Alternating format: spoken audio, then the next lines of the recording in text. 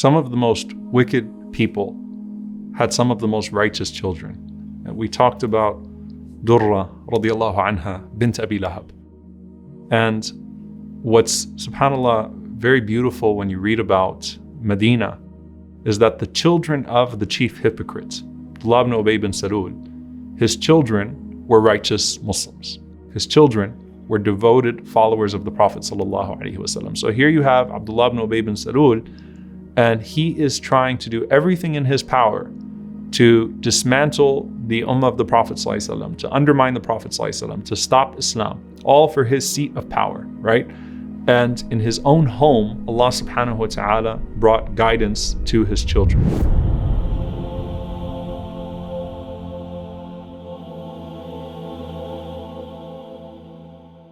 And so his daughter is named Jamila bint Abdullah ibn Ubay bin Salul.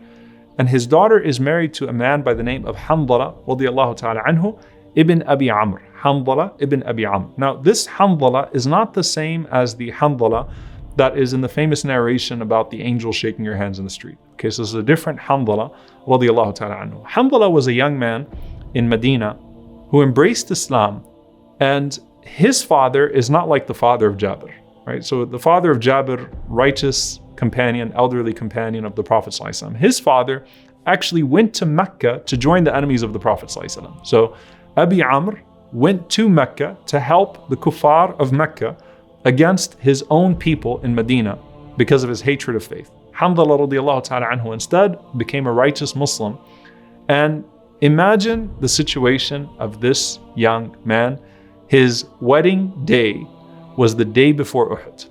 He got married the day before the Battle of Uhud. To who? To the daughter of the chief of the hypocrites, who is cutting up the army of the Prophet ﷺ, bringing the hypocrites back to Medina, trying to leave the Prophet ﷺ and the believers on their own to be killed in the Battle of Uhud. The night before, he gets married to Jamila, the daughter of Abdullah ibn Ubay bin Salul. Now, the day of Uhud comes. He is immediately out the door when he hears the call to come to the battlefield. So he has his wedding night, he comes straight to the battlefield, and he lines up where the Prophet ﷺ tells him to line up. And Hanzala is not, doing these calculations in his mind, like, let me sit this one out. I just got married. Let me kind of stay in the back here. Hanzala is ambitious. He looks to the heads of the enemies that are coming forward, and he sees at the head of them is Abu Sufyan, right? Abu Sufyan is the most senior person now on the other side. And Hanzala decides he's going to pursue Abu Sufyan on the day of Uhud.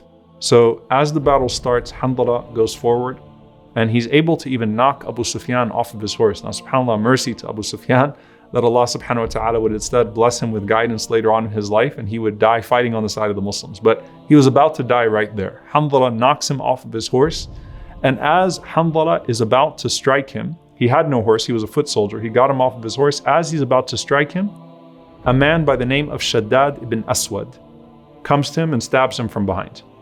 Okay? So Hanzala radiallahu ta'ala anhu dies literally the day after his wedding night. Now, as the Prophet ﷺ and the companions are going through the corpses on the day of Uhud, this man has a very interesting situation. He is soaked in water, and they're saying to the Prophet ﷺ, Ya Rasulullah, we don't even have water to drink. We have no water.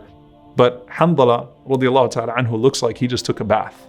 This makes no sense to us whatsoever. We're seeing mutilated bodies, we're seeing all these different things, but Hanzala radiallahu ta'ala anhu looks like he just took a bath.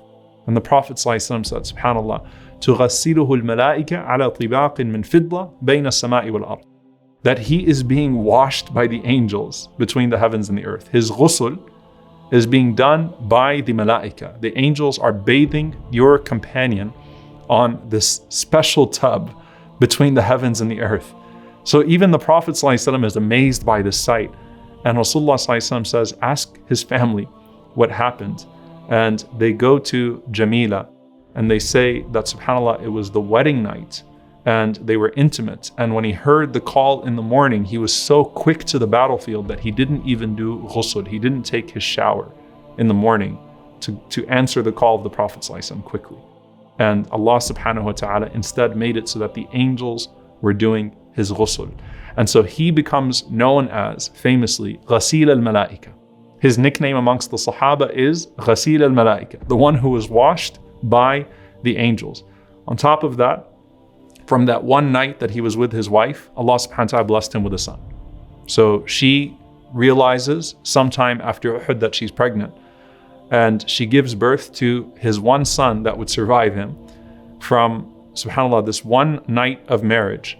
And she names him Abdullah, and Abdullah grows up being known as Ibn al-Ghasil, the son of the one who was washed, the son of the one who was washed by the angels. And subhanAllah, on top of that, actually, if you keep going forward into the history, you'll find that Abdullah lives long enough to also become a mujahid fi sabilillah, and he fights alongside Al-Hussein radiallahu ta'ala anhu, and he was also martyred by Yazid ibn Muawiyah. So his son even goes forward and he dies in a very similar fate. He dies as a martyr.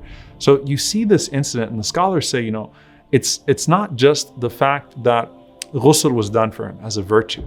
It's that Allah subhanahu wa ta'ala sends these angels to take care of things that only Allah subhanahu wa ta'ala knows about, right? Only Allah subhanahu wa ta'ala knew that he was in a state of janaba still, and his wife who was at home. And Allah subhanahu wa ta'ala sends the angels to wash him radiallahu ta'ala anhu and to honor him. And this is also a part of anything, literally anything that you give up for the sake of Allah subhanahu wa ta'ala in this dunya, Allah subhanahu wa ta'ala will compensate it more generously in the hereafter.